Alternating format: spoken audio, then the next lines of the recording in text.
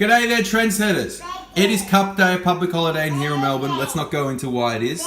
And it's raining cats and dogs, so what's the time? It's faux time. Alright, let's get serious. This recipe is inspired by Sam Murphy, Beautifully Real Food, the cookbook. We've got a signed copy because we're mates with her. She happens to be one of the head chef of Coco Mamas, which is a kosher vegan place here in Melbourne. You can imagine how many times kosher vegan parents go to the kosher vegan Coco Mamas. Anyway, this is inspired by this recipe. So vegan pho comes from Vietnam. It's inspired by the French influence. Sam here writes it, that might mean fire. Alright, pho. I'm not even pronouncing it right, but let's just call it pho for the sake of ease. What have I done? Sauteed an onion and some spring onions, a bunch of spring onions, right? I don't give precise elements to any of my recipes. I think recipes are like a base for an inspiration, and you tweak it and for your persona and your needs. Alright, so we're going to do that. Then let's get the stock going. So we've got some celery hearts in here, and a carrot cut up, nice knob of ginger cut up into like slivers. Right, peel it of course with a spoon like a pro. And those onions were sauteed with a bit of oil, like a whole tablespoon for the whole pot. Of course you could saute it in water, whatever direction you're going, don't feel bound. Then we're going to do a couple heaped dessert spoons of chicken stock powder. Of course, I know the traditional pho is a beef based, so if you want to do beef, of course vegan beef stock, go for that, but we do chicken, alright? Every household according to their tradition.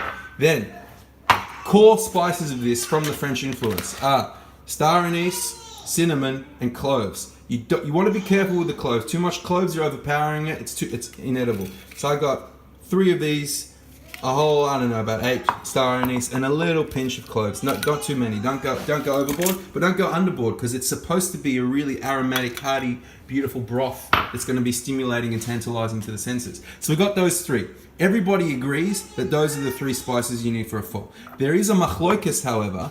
There's different opinions whether or not you want to add some cardamom pods and coriander pods. For the purpose of today, I'm giving that a whirl. So coriander, cardamom in, bada bing, bada boom. We got that. Then we need a bit of maple. This is my tweak here. I like a bit of sweetness to balance everything out. Give it a zhuzh. Then soy sauce. You're going to add it like it's about to be prohibited for consumption. Alright? You want to give it like it's going out of fashion. Really good glug. That's going to give the salt. It's going to give the heartiness. It's going to give the rounding of the flavor. I'm still going here. Oh yeah, I'm serious. I'm still going here. Getting the soy in. The soy is in. And of course you can add a bit at the end. Alright, the soy's in, bada bing, bada boom. That's basically done now. I'm going to add a bit more soy, not even joking. Alright, a bit more soy in there. Alright, again, by feel. Now, of course, when I'm pressure cooking, I'm always going to the max. So, the only balance here that we got to do is we've got to add water. Boom. This is what my lovely 2-year-old assistant, almost 2-year-old assistant prepared earlier. Alright, I need more water. For the purposes of the video, you don't need me to see me close the lid and put it on 15 minutes high pressure cook, normal pressure cook. Everything I do is about 15 minutes. So we're going to fill it to the max, close it, seal it, 15 minutes cook, let it come down for pressure 10 minutes, and then release the pressure and it's ready to serve. Now how are we going to serve it? But before we go how we're going to serve it and what we're going to do, let me just add, if you wanted to, you could toast these spices or you could chuck them in when you're sauteing the veg, of course. And that was just sauteed for about 5 minutes. That's, of course, different ways of doing it. So we're going to cook that for 15 minutes. When it's done, you're going to drain that all through a colander or a sieve. Of course, you could use a muslin bag with the spices, but whatever. And so you want a clear broth. Then what do we add to the clear broth? Really, it's up to you. What's really good is you can, kind of dry fry or pan fry, or I don't know, what do you call it, air fry some tofu. Do the same with some bok choy.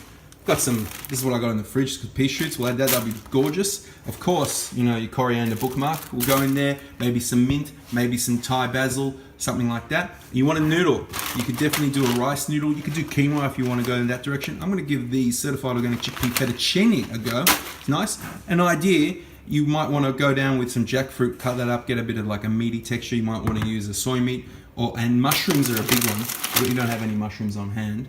Enoki mushrooms, abundant mushrooms, fry them up a little bit with the tofu and the greens, put that in, where we go, page 42, I think 42, And you know, you end up with a nice bowl of soup. You can imagine what it looks like. If I was fancy enough, I would put it in the thumbnail. I'm not that fancy. I'm a bit busy. Anyway, we missed the page, but you can imagine how that's going to taste, how that's going to look. Again, this is the cookbook Beautifully Real Food. I think Beautifully Real Food. I think that's her Instagram handle. Find her on Instagram. She's got a few 100,000 followers, and she deserves every one of them and more, because this is a really amazing cookbook with a lot of great recipes. You know, seitan, everything, making it at home. Really indulgent, but also very healthy and a nice food, and it's really nice. So this is a beautiful drop to have, nice on a cold day. You can see it's raining outside, and you know, just giving that a go. And give it a go, guys. Of course, adjust the spices to your own palate. 15 minutes in the Instant Pot, bada bim bada boom, forget about it, you're done. All right, guys, enjoy the pho and have a good phoing time. Bye.